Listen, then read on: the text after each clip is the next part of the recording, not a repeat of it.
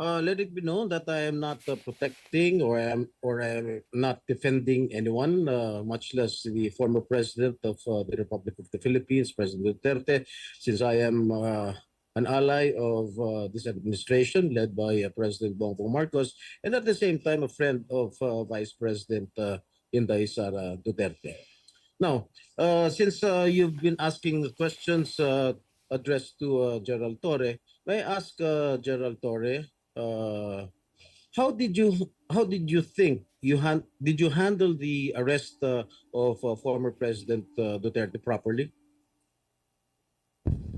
Yes, sir. I do, sir. It's proper. It was proper, but when I saw the video, it was really, for me as a citizen of this country, it was really unbelievable. It was a very, very big disappointment because I can relate, General. Because when we were arrested way back 2001, together with my father, the same thing happened. All right, we were in the wee hours of the morning. We were the policemen barged in our hospital room at the Veterans Memorial Hospital.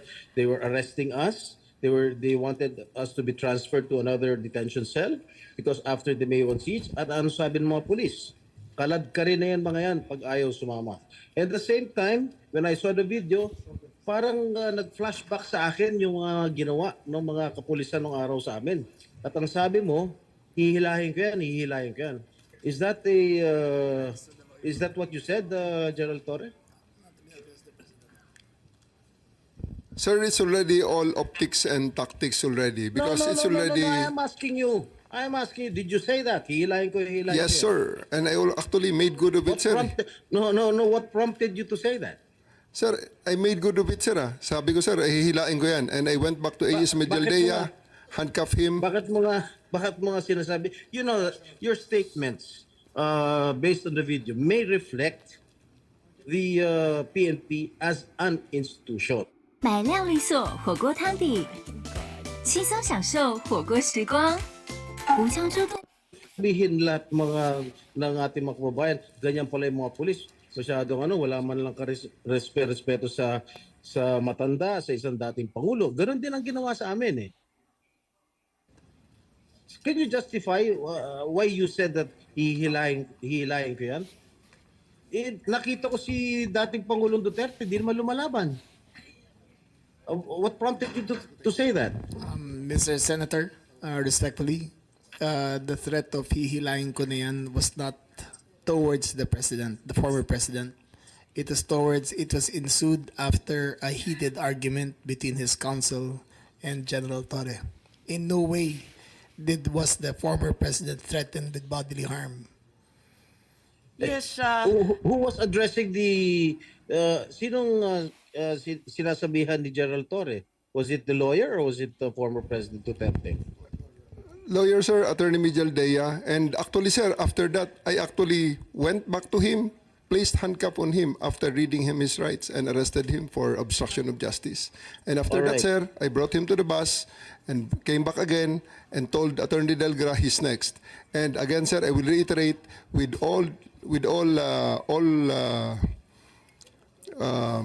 all credits goes to the former president because after he saw that I'm already very, very serious in bringing him to the plane, he said, okay, let's go. And I told Romy, the PSG, to just escort him and he went voluntarily to the bus that brought him to the plane. sisingit Alright, lang I ako Senator Jinggoy. Kasi binabasa ko rito yung standard operating ng PNP. Ang liwaliwanag naman eh. No torture, no force, no violence, threat, intimidation, or other means to vitiate the free will to be used against the arrested person. Eh di the more so, yung mga kasamahan ng arestado. Eh sabi mo nga, ikaw na nag-admit forcefully. Eh talagang you used force. Eh bawal po yun. Ma'am, it is, I placed ES Medialdea under arrest for obstruction of justice. Eh, sabi And- nga ni Senator Jinggoy, hihilain mo pa. Yes, ma'am. I did because I have to get into their heads to make them to make it very, very clear to them that we are already very, very serious O, of tama loading the nga. president to Oo the naman, plane. General, pinapaliwanag mo, pero bawal ang paggagamit ng dahas, ng pananakot, Ma'am, ng just to be clear. intimidation, or any other means. Ang liwanag nasa kapulisan yan eh. Just to be clear, operationally, there was obstruction of justice. It was the decision call of General Torre to place him under arrest for obstruction of justice. Now let us separate what happened to the president. You are talking about Attorney Medialdea. Yes, ma'am. Paano yung iba? No one else was armband. Yung attorney. No, wait. Yung abogado. If I may, Senator Amy. Yes. Madam Chair. Ayan. Sino yung kinaladkad nung isang pulis? Yung security na nakaitim. I think it was General Torre na hinila yung isang abogado. Dalawa yun eh. Yung abogado, hinila yung upuan, di ba? Tapos yung nakaitim na si Q, kinaladkad din. Si Attorney Delgra, sir, because he is next to be arrested. And because of that, the former President PRRD saw that I'm already that serious. And he said, he prevented the situation from further deteriorating and escalating. So he said, let's go. Isn't he entitled to a counsel of his choice, General? Yes, sir. For 12 hours, he was there. Oh. Can't he speak to his client? Bigla niya na lang... They are there for 12 hours, sir, speaking to each other. Ano? They are there for 12 hours, speaking to each Alright. other, sir. One more thing that I noticed in the video, no? Ang sabi ni PRRD, papasukin niyo yung anak ko. Abogada siya. At ang sinabi mo, hindi ko siya papapasukin. Why not, Gerald Torre? That is a decision. That is my call, sir. That is my decision. Considering that Okay. he had already been assisted by 3 lawyers all throughout Okay. that time, sir. And gabi na ho yun, sir. The request was made at around mga 9 o'clock na, sir. 11 hours General after Torre, ganito, the ha? first arrest. Tanggalin mo na yung titulo ni Inday Sara. Kalimutan mo na siya na Vice President siya. Pagpalagay natin hindi siya Vice President. She is an immediate member of the family. Nung kami po ay nakakulong, ang immediate members of the family, 24 hours pwede bumisita sa amin, nakakulong kami. Ito hindi pa nakakulong. Anak ito. Bakit hindi niyo pinapasok? Maliban doon, is this not a violation of RA 7438 that requires that you guarantee access to an attorney in addition to the immediate family? The President also said na yung anak niya, yung babae, abogado ko yun, papasukin nyo. Hindi nyo pinapasok. Abogado yun eh. Actually, sir, Exactly. first to answer the question of Senator Estrada, sir.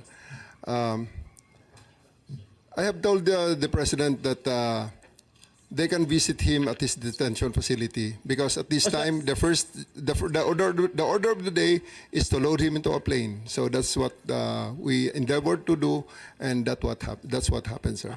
Ano niya bibisitahin yung tatay niya sa Netherlands? Hindi naman dito tinray eh. Hindi naman dito kinasuhan eh. Sa ibang bansa eh. Oh, bakit hindi niyo man lang binigyan ng kortesiya yung anak na isang abogada na magkukonsulta? Katulad nga na sinabi ko kanina, yung mga nakakulong nga, 24 hours pwede bumisita ang immediate members of the family. Bakit ito hindi pa nakakulong, hindi niyo pinapasok yung anak?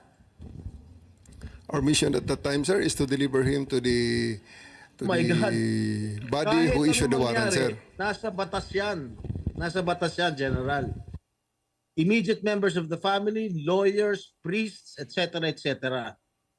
I should know. Nanggaling ako dyan. Tapos ito, hindi naman nakakulong.